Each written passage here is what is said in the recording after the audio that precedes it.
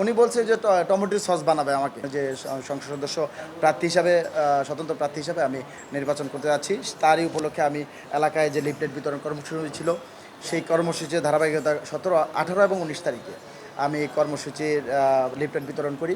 কিন্তু ইতিমধ্যে আপনারা জানেন যে আমি যখন এর আগেও শুনছেন হয়তোবা, এর আগে আমি যখন এলাকায় এসেছিলাম কোনো সমস্যার সম্মুখীন হতে হয় না। যখন আমি সদস্য প্রার্থী হলাম, তখনই আমার যে চেম্বার, আমার যে প্রফেশনাল জায়গা, সেই চেম্বার নিয়েছি, সেই চেম্বারের যে মালিক তাকে হুমকি দামকি দেওয়া হয়েছে যেন আমাকে চেম্বার না দেয়।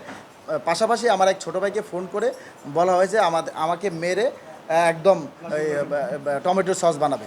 তো এর আলোকে আমরা একটা মামলা করি, একটা অভিযোগ দায়ের করি। সেই অভিযোগের আলোকে আজকে তদন্ত হয়েছিল।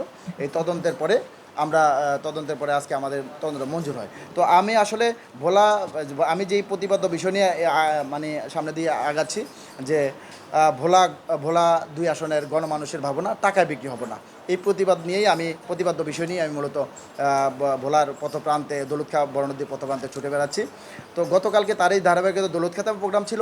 সেই প্রোগ্রামে ওই হারুন নামের ওই ছেলেটি, যার বিরুদ্ধে আমার অভিযোগ ছিল, সে গতকালকে আমার চারপাশে, আমি যেখানে প্রোগ্রাম করি সেখানে মোটরসাইকেল দিয়ে বিশৃঙ্খল পরিস্থিতি সৃষ্টি করার চেষ্টা করেছে এবং আমার গাড়ির সামনে এসে বসেছে। তো মূলত আমি ভোলা যে 2 আসনে যে বিগত 1700 বছর ধরে যেই ধরনের অন্যায়, অত্যাচার, নিপীড়ন মানুষ সহ্য করেছে ফ্যাসিস্ট হিসাবে, সেই জিনিসটার পুনরাবৃত্তি যদি না হোক, তারই মানে সেরকম একটা পরিস্থিতি তৈরি না হোক, সেই জিনিসটাই আমরা চাচ্ছি। তো আমরা তারই ধারাবাহিকতায় আমরা একটা সুস্থ পরিবেশ চাচ্ছি, যে একটা নির্বাচনী পরিবেশ সৃষ্টি থাকে, সুন্দর পরিবেশ সৃষ্টি থাকে, সবাই সবার জায়গা থেকে নির্বাচনী প্রচার করুক। সেই প্রচারের যদি বাধা হয়, আসলে ওর নাম হলো হারুনুর রশিদ, আর পোস্ট পজিশন হলো সাবেক যুগ্ম সম্পাদক, সাবেক যুগ্ম সম্পাদক হলো দৌলতখান থানা ছাত্রদল।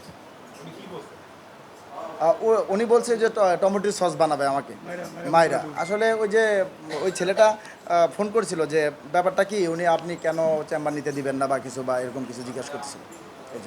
যিনি ওনাকে যে চেম্বারটা ভাড়া নেওয়ার জন্য ওনাকে বলছে যে হুমকি দিয়েছে, এটার কোনো সত্যতা নেই। এটা হচ্ছে ওনার মন গড়া বক্তব্য।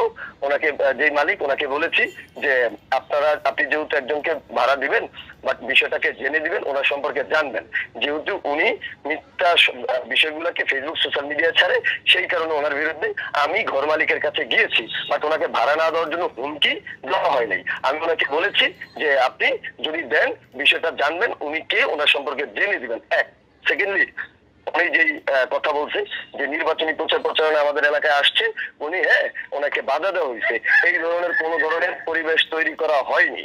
ওনাকে বাধা দেওয়া হইলে উনি কোনোভাবেই এলাকা থেকে যাওয়ার মতো পরিবেশ ওনার থাকতো না। ওনাকে ওনার মতো করে সুন্দর করে, উনি যেহেতু স্বতন্ত্র প্রার্থী, সেই সুবাদে উনি সুন্দর করে, ওনার ভিডিওতে আছে, আপনি দেখবেন লাইভে। আমি